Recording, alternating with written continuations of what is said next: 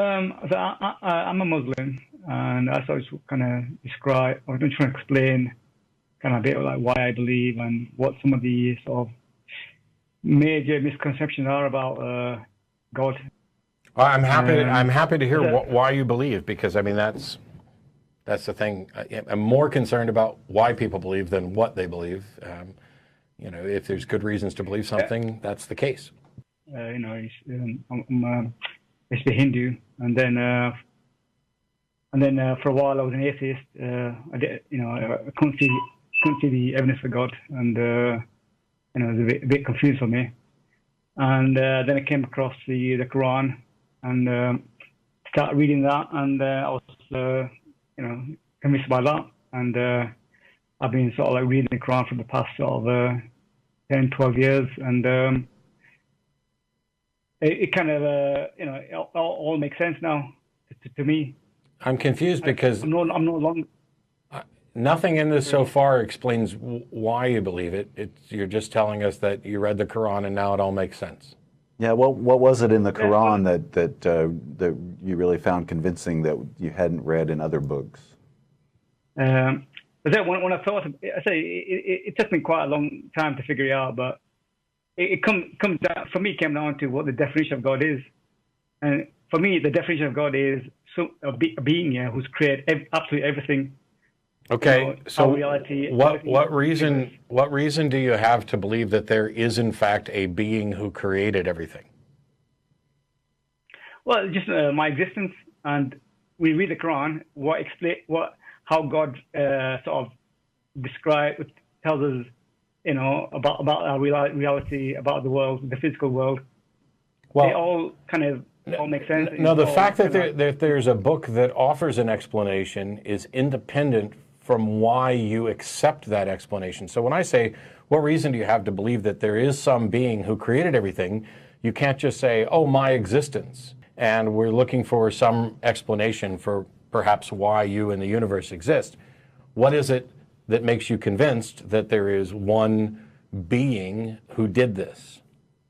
It's basically what's in the Quran. You know, first I have to sort of like, you know, entertain the idea. What difference does it make what the Quran says? The fact that the book makes a claim doesn't tell you why you should accept the claim. Yeah, but actually the book does tell you why you should accept the claim. Okay, then what's the reason why we should accept the claim? Well, the book is saying, this book is from God, and this is the truth. That's what there's another book that says it's from God and it's the truth. How do you tell the difference? There's lots of books that say that.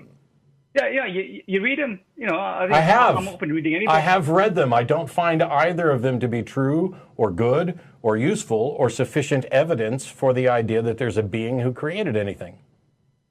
Yeah, but so have you read the Quran? Yes. I haven't. And have you read the in English? You know, in English.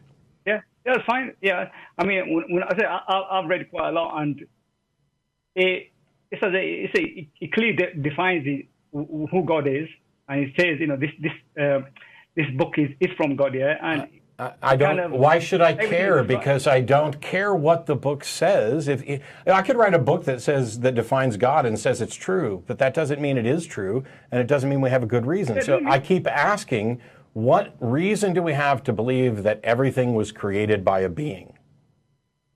Yeah, I'm saying the things they described in the Quran, yeah, about our reality, about the physical world, it all makes sense. It all seems true. Well, it's not all true, but even if it were all true, that doesn't mean that its explanation that a God did it is true.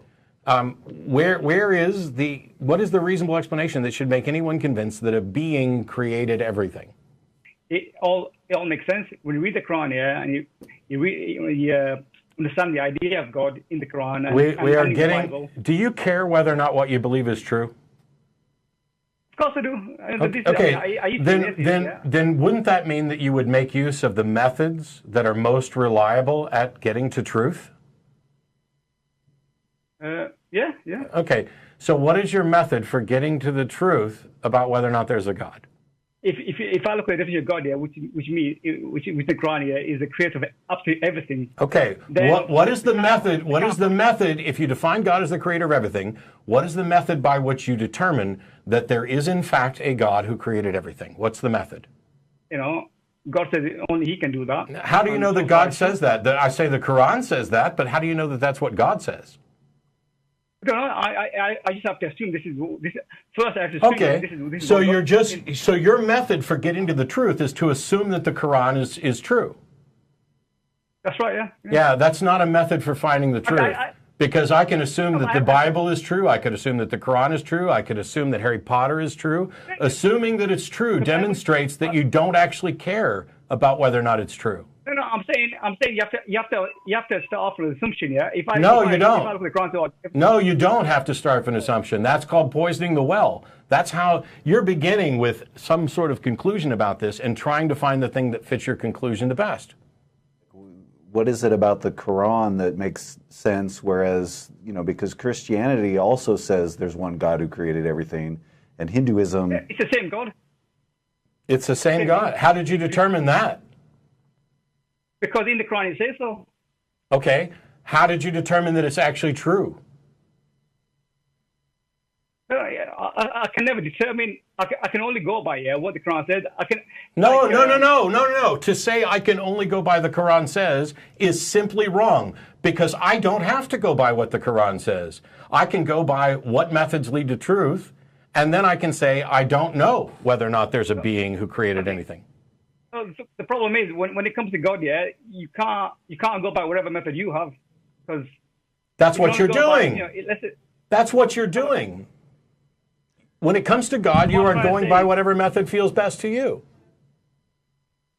Yeah, but I'm using my reasoning and my rationality. No, you're rational. You are definitely rationalizing, but that doesn't mean that you are being rational or exercising reason, which is why I've asked probably 10, 15 times why you believe X, and you keep telling me what you believe, or that the Quran says so. And then when I ask why we should believe the Quran, you say because the Quran.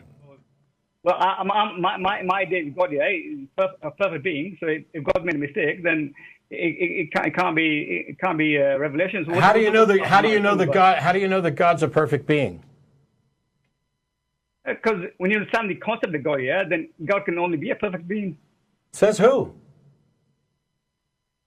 God says Himself. In the Quran. Yeah. What makes you think that God is perfect? Because He says so. How do you know what God says? Because I believe that the Quran is a revelation of God. Why do you believe the Quran is the revelation of God? Because it says so. Goodbye. It makes sense. I can't go in circles anymore. This idea, and this isn't, by the way, exclusive to Islam. No, not at all. It happens all the time with regard to the Bible. The Bible's true because the Bible says it's true. That's why I'm wondering why is he a Muslim and not a Christian? Because the Christian book says exactly the same stuff that he mentioned that the Quran said. So why are you a Muslim? You know, there are people who are like, why didn't you ask him what things in the Quran are true? Because it's trivial to point to a list of things that are potentially true or can be interpreted as true.